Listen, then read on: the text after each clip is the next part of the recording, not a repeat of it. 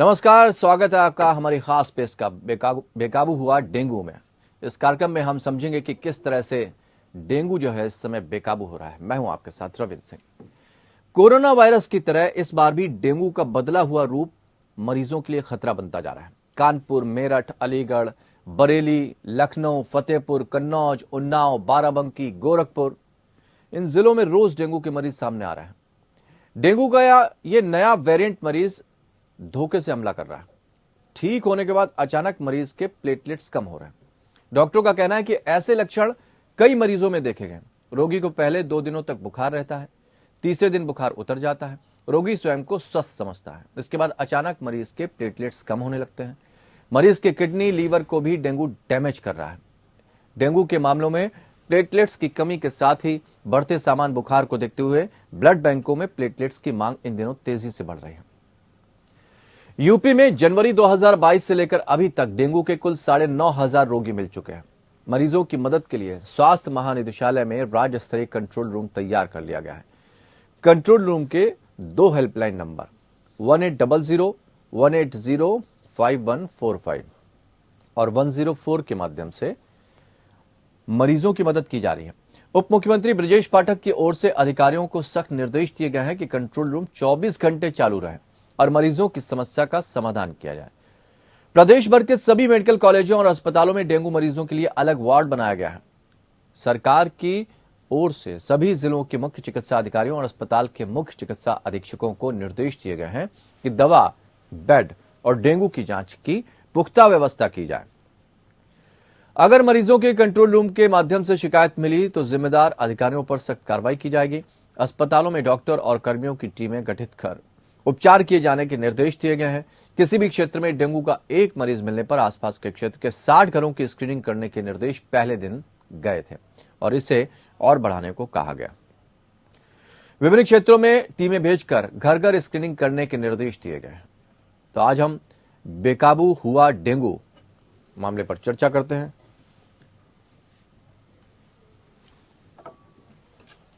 और राजस्थान में भी जिस तरह की स्थिति देखने को मिली है उसमें डेंगू के मरीज बढ़ रहे हैं।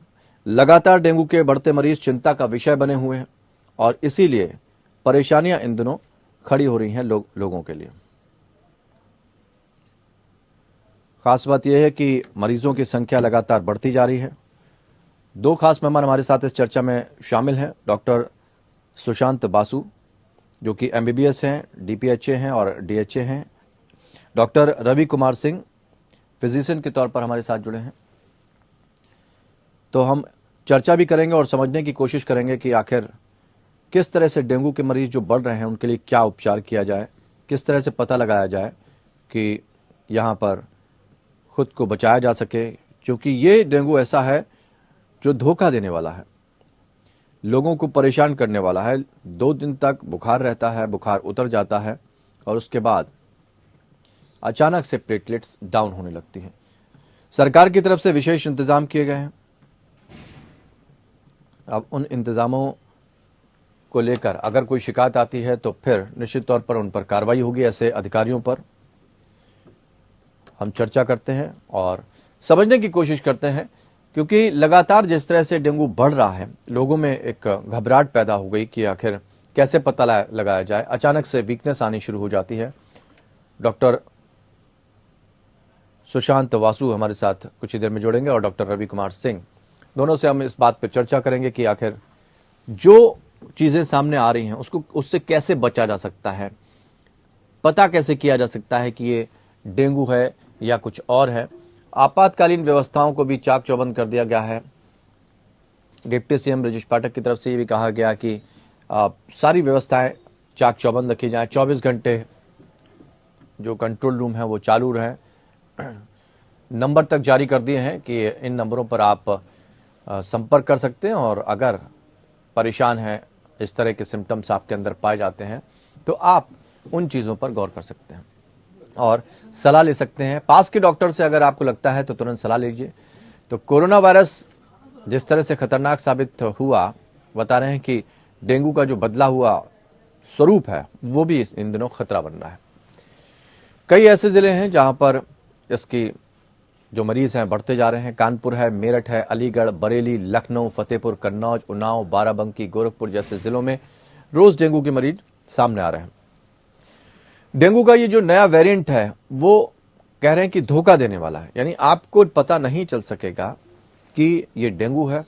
आपको फीवर आएगा और फीवर के ठीक बाद, जब फीवर आपको ठीक हो जाएगा 1-2 दिन बाद या 3 दिन बाद फीवर उतर जाएगा, उसके बाद आपकी प्लेटलेट्स डाउन होने लगेंगी, आपको वीकनेस महसूस होने लगेगी और बहुत तेजी से प्लेटलेट्स डाउन होंगे। ये जो सिम्टम्स पाए गए इन दिनों ये काफी खतरनाक है, क्योंकि मरीज को पता नहीं चल पाता है। इसलिए अलर्ट मोड पर पूरे स्वास्थ्य विभाग को रखा गया है। ठीक जब हो जाता है पेशेंट, तब प्लेटलेट्स डाउन होती है। डॉक्टरों ने भी अपनी अपनी सलाह दी है और उनसे जो सलाह मशवरा किया गया, जो पेशेंट आए उन्होंने बताया कि किस तरह के लक्षण मरीजों में देखे गए हैं। रोगी को पहले 2 दिनों तक बुखार रहता है, तीसरे दिन बुखार उतर जाता है, रोगी स्वयं को स्वस्थ समझता है। इसके बाद अचानक से प्लेटलेट्स डाउन हो जाते हैं।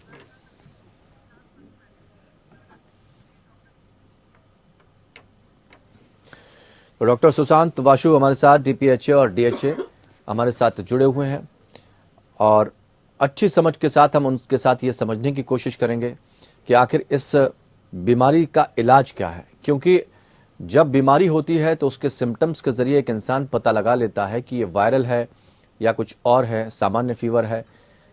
डेंगू जिस तरह से उसके मरीज आ रहे हैं, डॉक्टर ने ये चिंता जताई है कि एक पेशेंट को पता ही नहीं लग पाता है कि उसको इस तरह की बीमारी है। बुखार ठीक हो जाता है, वो अपने आप को जब ठीक समझने लगता है तो उसके साथ दिक्कतें आनी शुरू हो जाती हैं, उसको वीकनेस ऐसा लगता आने लगती है और प्लेटलेट्स डाउन होने लगती हैं।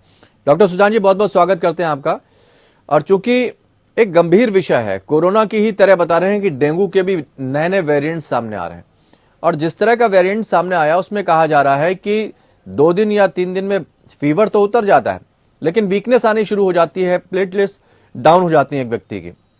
ऐसे में क्या करना चाहिए? कैसे अलर्ट मोड पर रह सकता है एक व्यक्ति और कैसे समझ पाएगा कि उसे किस तरह की बीमारी है? देखिए, डेंगू एक ऐसी बीमारी है जो सभी को पता है कि मच्छरों के काटने से होता है जी। और एक ये आर्बोवायरस वायरल डिजीज है। तो इसमें 3 प्रकार के डेंगू होते हैं जी। एक तो होता है कि सिंपल डेंगू, जिसमें कमर पीठ में दर्द, सर दर्द और बुखार जी। दूसरा होता है डेंगू हेमोरेजिक फीवर, जिसमें बुखार के साथ साथ लाल लाल चकत्ते भी हो सकते हैं। और तीसरा कंडीशन है जो सबसे ज्यादा खतरा है, डेंगू शॉक सिंड्रोम जी। तो डेंगू ऑर्डिनरी फीवर जो है वो सेल्फ लिमिटिंग है कि 3 से 5 या 6 दिन में अपने आप कम हो जाता है। फीवर होगा, सिर में दर्द होगा, कमर पीठ में बहुत ज्यादा दर्द होगा।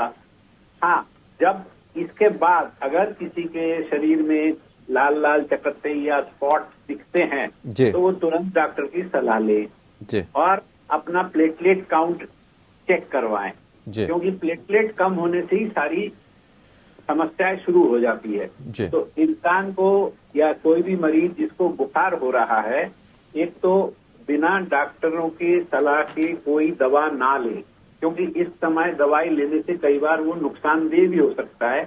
सिवाय पैरासीटामोल के कोई दवा ना लें और अपने आप को वेल हाइड्रेटेड रखें, मतलब ज्यादा से ज्यादा पानी पिए और अपने आप को आराम करें, ज्यादा घूमे फिरे नहीं।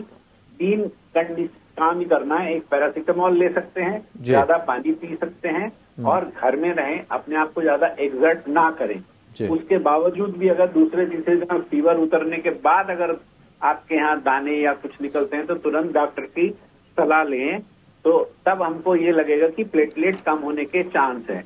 अच्छा, और प्लेटलेट कम भी अगर होते हैं, जहां तक ये है कि नॉर्मली 1.5 लाख से 4 लाख प्लेटलेट की संख्या होनी चाहिए खून में, पर कोई भी वायरल फीवर में थोड़ा सा नीचे जा सकता है, 1 लाख तक भी जा सकता है, उसमें ऐसी कोई बात नहीं। पर हम तब तक कोई इंटरवेंशन नहीं करते जब तक 50,000 या 40,000 से नीचे नहीं आ जाता है, क्योंकि नॉर्मली 3-4 दिन के बाद फिर वो रिकवर करने शुरू कर देता है। तो प्लेटलेट चढ़ाने का वो बहुत कम केसेस में ही आएगा।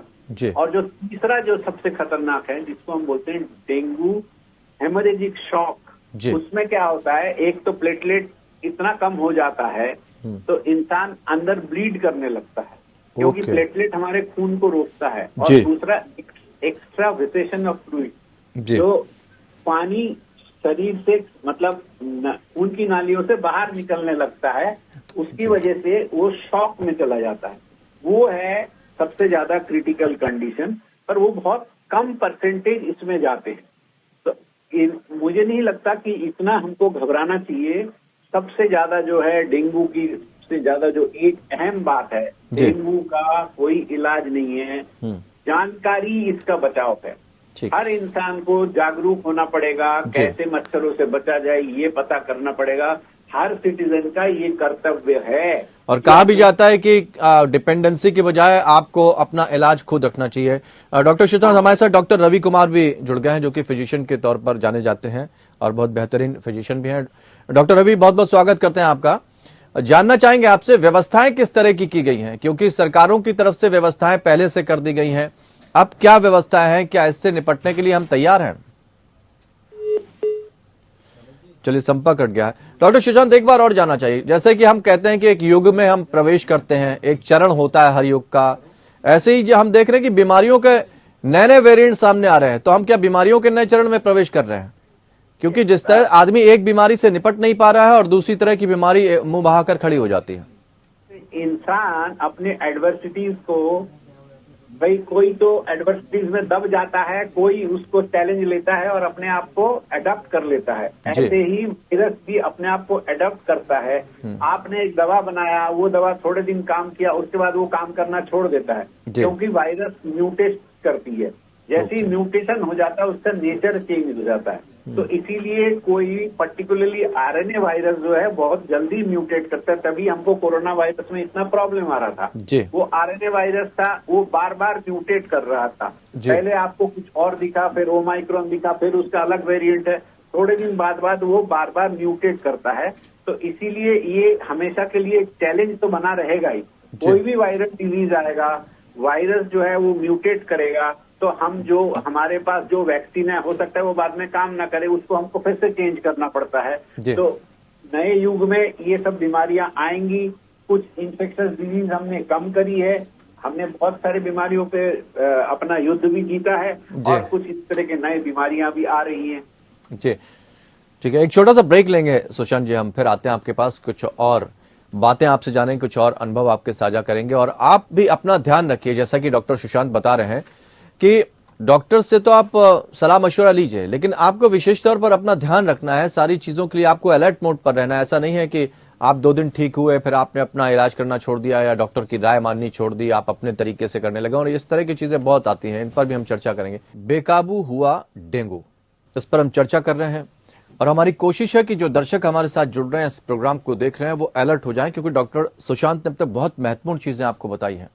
अक्सर आप चीजों को हल्के में ले लेते हैं, लापरवाही करते हैं, और उसके बाद कोई घटना घटती तो आप डॉक्टर को दोषी ठहराते हैं। उससे पहले आपको अलर्ट मोड पर भी रहना है। डॉक्टर आपका इलाज करते हैं, कोशिश उनकी ये रहती है कि उनका हर मरीज सही होकर जाए। और जैसा कि डॉक्टर सुशांत ने कहा कि आपको करना क्या क्या है, घबराने की कोई आवश्यकता नहीं है। डॉक्टर रवि कुमार भी हमारे साथ जुड़ गए हैं, जो कि फिजिशियन के तौर पर जाने जाते हैं। उनसे भी हम सवाल ले लेते हैं, क्योंकि थोड़ा सा लेट आए हैं वो। तो डॉक्टर साहब, हम व्यवस्थाओं को लेकर भी चर्चा कर रहे थे, क्योंकि कई तरह के निर्देश दिए गए हैं। तो क्या हम तैयार हैं डेंगू के इस बचाव के लिए पूरी तरह से? एक वक्त था जब कोविड आया था, तो हम उतनी तरह से तैयार नहीं हो पाए थे। हालांकि बहुत सारी हमने बेहतर तैयारियां की थी, फिर वो भी धरी की धरी रह गई थी। लेकिन अब ये चूंकि डेंगू लगातार बढ़ता जा रहा है, हम कितना तैयार हैं इसके लिए?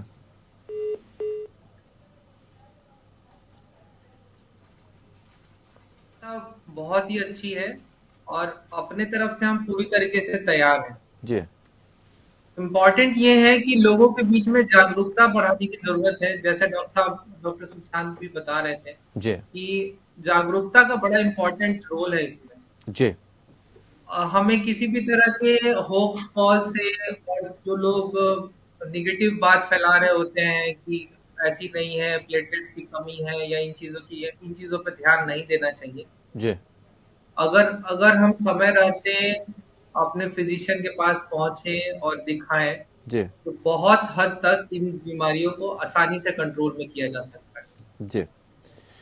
कहाँ ज्यादा दिक्कत आ जाती है? मरीज खुद का इलाज कर लेता है, खुद से दवा लेने लगता है, मान लीजिए किसी डॉक्टर ने एक उसको दवा बता दी, अब उसको लगता है कि वही दवा रामबाण है, सारे इलाज इसी से हो जाएंगे, और अक्सर सामान्य दवा खाते हैं, पैरासीटामोल खा लिया या कॉम्बीफ्लेम खा ली, और वो सोचते फीवर दब जाता है, वो सोचते उतर गया। ऐसे मरीजों को क्या सलाह देना चाहेंगे?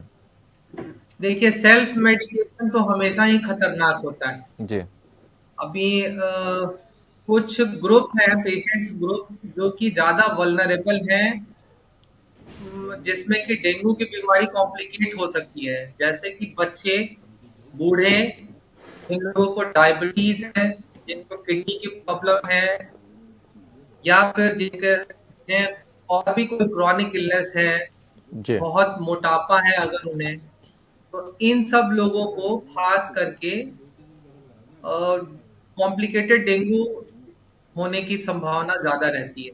जी या फिर कुछ ऐसे लोग हैं जिनके ब्लड के से रिलेटेड प्रॉब्लम होती है, जिन्हें प्लेटलेट्स काउंट ऑलरेडी कम होता है जिनका, हम्म तो अगर इनको डेंगू का इन्फेक्शन हो और फिर क्रॉस इन्फेक्शन हो दूसरे डेंगू वायरस से, तो फिर डेंगू हेमोरेजिक फीवर या डेंगू शॉक सिंड्रोम होने की संभावना बढ़ जाती है। हम्म। डॉक्टर सुशांत, हम जिस तरह की तैयारियां कर रहे हैं, एहतियात एक व्यक्ति को क्या बरतनी चाहिए अगर डेंगू होता है या उससे पहले? वो होता है तो एक तो डेंगू होने के बाद भी इंसान को मच्छरदानी का जरूर प्रयोग करें, जी ताकि उससे काट के मच्छर और किसी को ना फैलाए।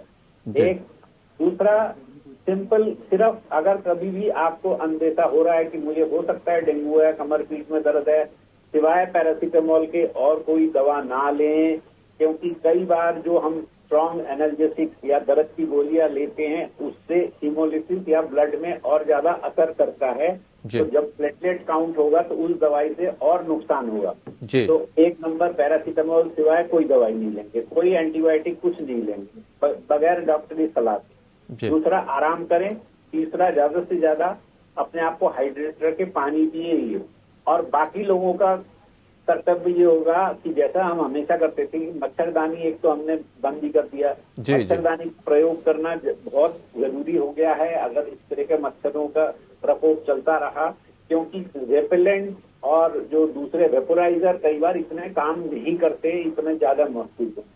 पोल्यूशन की वजह से आजकल हम फॉगिंग भी कर नहीं सकते, क्योंकि उसका असर इतना नहीं रहता है। जी तो सिर्फ एंटी लार्वल स्प्रे घर के आसपास कर सकते।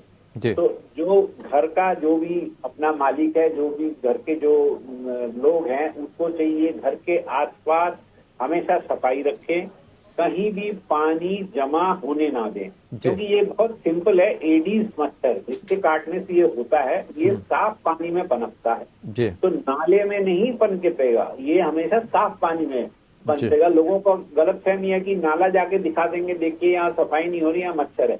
वो मच्छर they are not dengue spread नहीं करते। जो मच्छर डेंगू स्प्रेड, वो आपके घर में ही आपने मनी प्लांट लगाया बॉटल में, उसमें देखोगे ब्रीडिंग है। कूलर है, प्लांट दूसरे लगाए हैं, एक्वेरियम है फिश के, या तो इस तरह की चीजों में जो अनयूज्ड टायर है, इन सबको पर्टिकुलरली ख्याल रखें, इन सबको खाली करा लें। क्योंकि इस बार जैसे थोड़ी बरसात बाद तक हुई है तो मच्छरों का प्रकोप अभी भी चल रहा है। नॉर्मली नवंबर के इस हफ्ते तक मच्छरों का प्रकोप कुछ हद तक कम हो जाता है, क्योंकि इस बार बारिश अक्टूबर में भी हुई है, तो मच्छर अभी भी चल रहे हैं। और ये ध्यान रखें कि सिर्फ कूलरों की सफाई जो करेंगे उसमें दवा भी डाल सकते हैं, हफ्ते में एक बार अच्छे से सफाई करेंगे, और जूने से अंदर को बराबर साफ करना है, ताकि उसमें जो मच्छरों के अंडे चिपके ना रहें। फिर पानी डालेंगे, उससे फिर बच्चे निकलेंगे। इसलिए जूने से अच्छी तरह साफ किया जाए, सुखाया जाए, फिर पानी भरा जाए, और रोज उसमें 1 चम्मच केरोसिन या 1 चम्मच पेट्रोल डाल दें, तो उससे मॉस्किटो ब्रीडिंग नहीं होगी। तो इस तरह का कुछ भी कहीं है जहां आप सफाई नहीं कर पाते, वहां 1 चम्मच केरोसिन या 1 चम्मच पेट्रोल डाल दें, तो उससे आप ब्रीडिंग को रोक सकते हैं। ब्रीडिंग रुकेगा, मच्छर नहीं बनेगा, तो अपने आप बीमारी में कंट्रोल आएगा। क्योंकि इसका अभी तक कोई हम दवा नहीं निकाल पाए हैं, सिवाय सिम्टोमेटिक ट्रीटमेंट की। जो आपको तकलीफ है उसका हम इलाज कर देते हैं, हम एक्चुअल बीमारी का कोई इलाज नहीं कर पाते, क्योंकि इसका अभी कोई इलाज है नहीं, ना ही अभी इसका आज तक कोई वैक्सीन निकला है। तो जी। इसीलिए जागरूकता बहुत जरूरी है। अगर हर इंसान अपना कर्तव्य समझे, हर सिटीजन रिस्पॉन्सिबल बने, अपने घर के आसपास सफाई रखे, पानी इकट्ठा ना होने दे, तो ब्लीडिंग नहीं होगी।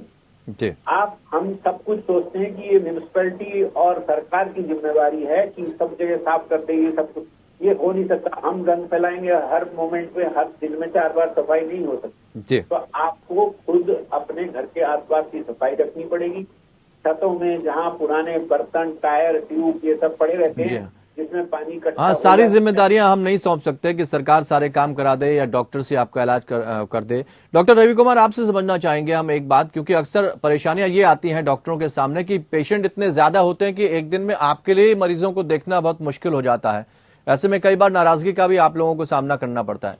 ऐसे पेशेंट को क्या सलाह देना चाहेंगे कि अगर डेंगू के पेशेंट बढ़ते हैं तो वो कौन कौन सी रिपोर्ट्स कम से कम ऐसी तैयार रखें जो आपको दिखा सकें उससे पहले? नहीं, देखिए, जैसा कि हमने कोविड पैंडेमिक में फील किया कि टेली कंसल्टेशन से भी बहुत सारी चीजों को टैकल किया जा सकता है, जी। खास करके जो कॉमन प्रॉब्लम्स हैं। जी। तो अगर लोगों को ऐसा लगता है कि एक पर्सन वो कंसल्ट नहीं कर पा रहे हैं, तो फिजिशियन से वो टेली कंसल्ट भी ले सकते हैं। जी। जहां तक टेस्ट की बात है, एक सीबीसी का टेस्ट वो करा सकते हैं, जिससे कि हमें थोड़ी बेसिक आइडिया हमें मिल जाएगा, हिमेटोक्रिट कितना है, टीएलसी कितना है, प्लेटलेट्स काउंट क्या है, जी। ये सारी चीजें पता चल जाएंगी। जी। लेकिन इसके अलावा जो भी टेस्ट है, वो बेटर रहता है कि आप अपने फिजिशियन से एक बार दिखाएं, जी। फिर उसकी राय लेके ही टेस्ट कराएं। जी। डॉक्टर साहब कोई, बिना हाँ जी जी बात, अनवांछित जो टेस्ट भी होते हैं ना, वो भी एक तरीके से निगेटिव इम्पैक्ट करते हैं। जी। आप बहुत सारे टेस्ट करा लेते हैं जिनका कोई मतलब नहीं होता। हम्म।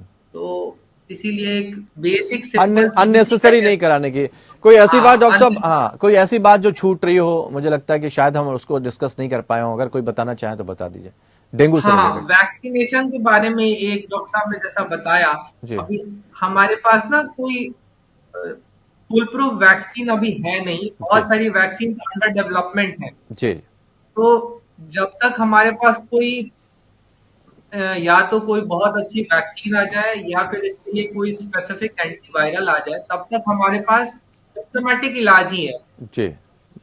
बहुत बहुत तो शुक्रिया हमें डॉक्टर ये, साहब जी। समय हाँ, से, पैनिक नहीं करना है। जी। अगर हमें बुखार हो भी रहा है, जी। तो हमें अपने फिजिशियन से दिखा के और उनकी बातों को फॉलो करना है। बहुत बहुत शुक्रिया और आप दोनों का साफ सर। सफाई। सर वक्त इतना ही है, बहुत बहुत शुक्रिया आप दोनों लोगों का हमारे साथ जुड़ने के लिए, और तमाम बातें आपने, तमाम सलाह ऐसी दी। मुझे लग रहा कि जो दर्शक हमारे साथ जुड़े होंगे वो इस बात के लिए आश्वस्त होंगे कि कम से कम उनको एक सही दिशा मिली। आपको एकदम से घबराना नहीं है, जैसा कि डॉक्टर सुशांत बता रहे थे, डॉक्टर रवि कुमार ने ही बताया कि आप सामान्यतः जाएं पहले डॉक्टर के पास, सारी चीज़ों की सलाह ले लें कि असल में है क्या। अननेसेसरी आपको रिपोर्ट भी तैयार करने की ज़रूरत नहीं है।